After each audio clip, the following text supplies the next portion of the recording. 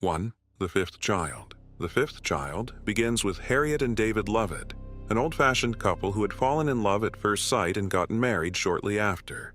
They had the perfect family, a large Victorian house with spacious rooms and 4 well-brought-up kids. Theirs was the perfect traditional family, joyful holidays, visits from their extended family, and a home filled with love and laughter. All was well until the arrival of the fifth child. Before the fifth child was born, Harriet noticed that the pregnancy was unlike the others. The baby was always kicking and punching and seemed to want to tear its way out of her stomach. Throughout the pregnancy, Harriet felt a different kind of pain. When the baby finally arrived, Harriet became relieved, but strangely didn't feel the same affection for him as she did for her first 4 births. The boy, named Ben, weighed 11 pounds at birth. He had unnatural physical features that made him look older than his age. Unlike most babies, Ben didn't seem to have any emotional connection with his family. Even while his mother nursed him, he would stare blankly and go back to being quiet and watchful, as if he was scheming. He only ever said a few words at a time. As Ben grew up, he became increasingly stronger and more combative. He would pick fights with his older siblings and make up excuses just to get into one. Soon, the house corridors, which used to be filled with laughter, grew quiet. No one wanted to get pulled into another fight. The older kids whispered amongst themselves and nicknamed him the Troll. Soon, holiday gatherings became more solemn. Extended families stopped visiting. Laughter was muffled and everyone treaded cautiously to avoid a confrontation with Ben. Even his mother and father stopped sleeping together to avoid creating another child like him. As for Ben, he was indifferent to the way he was treated. He did not care that he was mostly resented or that he spent most of his time locked up in his room. At some point, the family's cat and dog were found dead, and everyone undoubtedly knew the culprit. Ben was eventually taken to an institution and the house could breathe again. Joy and laughter started to creep back into the corridors, but the relief was short-lived. Harriet, feeling guilty, went back for him and brought him back home. With the fifth child, when the story finally ends, there is no dramatic climax. The story ends on a bleak, unresolved note. The family structure remains permanently shattered by their fifth child, Ben. 2. The ones who walk away from Omelas. Utopias always promise perfect worlds with no injustice, no war, just peace and harmony. But this book completely demystifies the idea of an utopia. The book opens with a vivid description of the first day of summer in Omelas, a city of abundance and splendor. In Omelas, there were no kings, soldiers, priests, or slaves. Rather, everyone was happy. The people were cheerful, intelligent, and always happy. Everything about the city is so abundantly pleasing. And at this point, you're probably wondering what's so dark about this?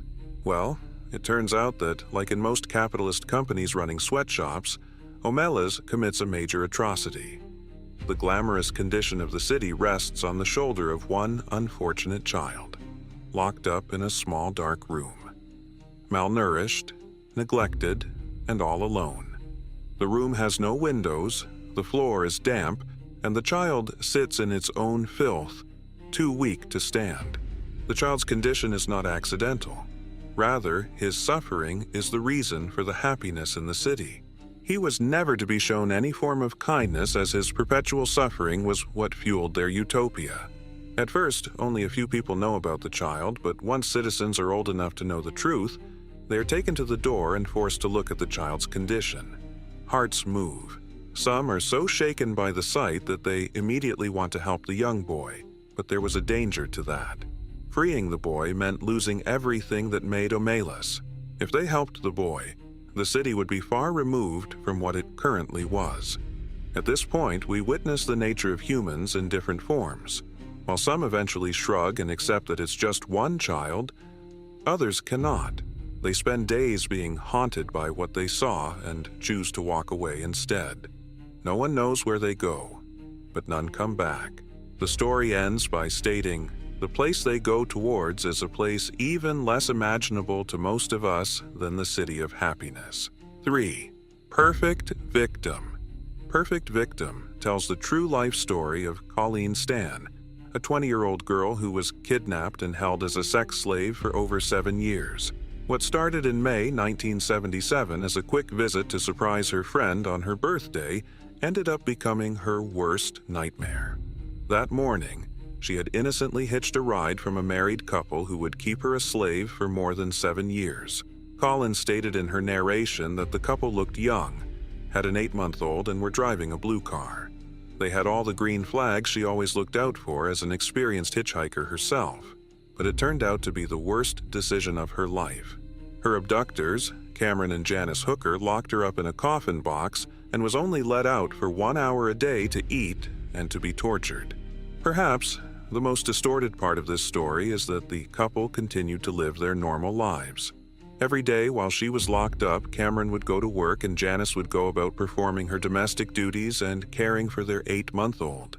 When Cameron got back from work, he would open the coffin box and torture Colin using various objects. Life for Colin became the box she was locked in, and the basement when she was brought out to be tortured. This went on for months until she was given a contract and forced to sign herself to slavery for life. Cameron made her believe she was being watched by a powerful organization called the Company, and that if she ever tried to escape, they would kill her family.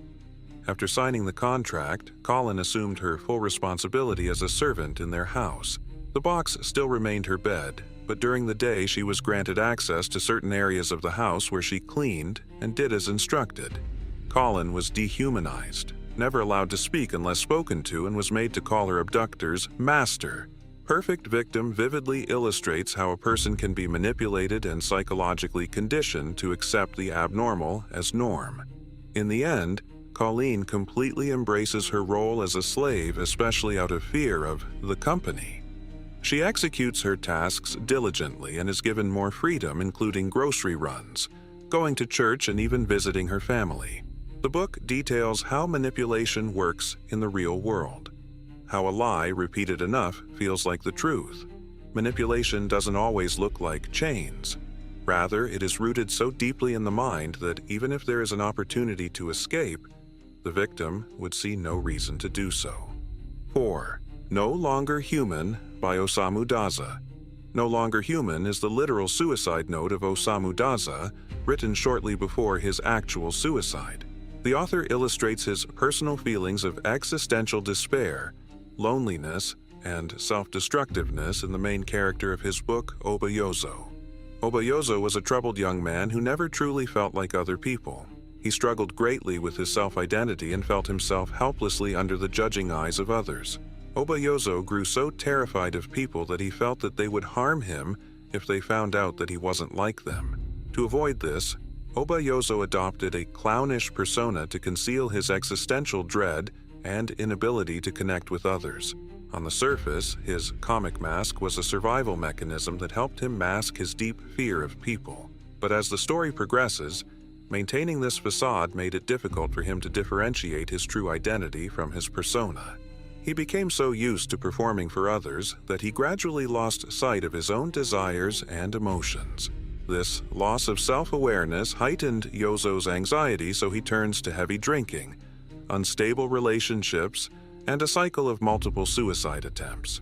What makes this story truly horrifying is how Yozo pulled other people, especially women, into the vacuum of his self-hatred. He gravitated towards women who seemed gentle and unjudgmental or damaged like himself. At one point, he meets a lonely bar hostess and bonds with her over their shared misery. The two make a pact to commit a double suicide by drowning. She drowns, but Yozo survives and is left with the extreme guilt of being responsible for her death.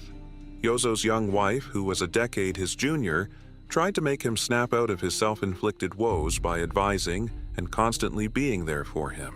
But even her innocence becomes something he cannot protect.